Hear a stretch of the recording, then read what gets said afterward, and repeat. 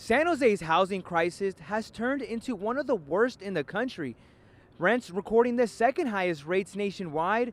A recent report outlines just how much the city was able to build over the last few years as the need for more affordable housing continues to grow. According to an update from the city's housing crisis work plan, over 3,300 housing units have been built dating back to 2018, with 506 of those units built as affordable units. That number falls short of the city's goal to complete 25,000 housing units, 10,000 of them affordable by 2023. We're in a region of the country where it is very expensive to build housing. The cost of construction, the cost of materials, the cost of labor, all of that makes it very, very expensive. And the number one cost driver, land. On Tuesday, city leaders went over a list of 43 priorities created by the housing department, which aims to address the city's housing crisis. That will include continuing to implement urban villages, amending the city zone ordinance that will allow for 100%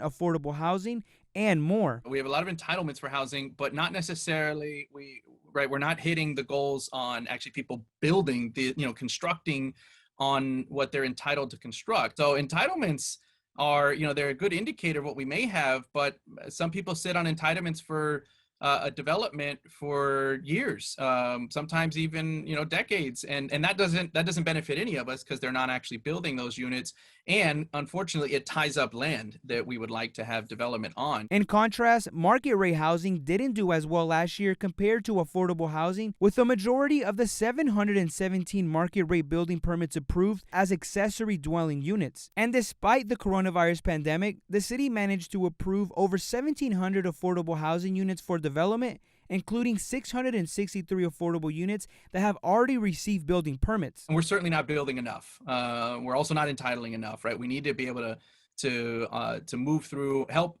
developers move through the process more quickly, but we also need to be able to incentivize development to actually get, to lift up off the ground and to get some of these affordable units built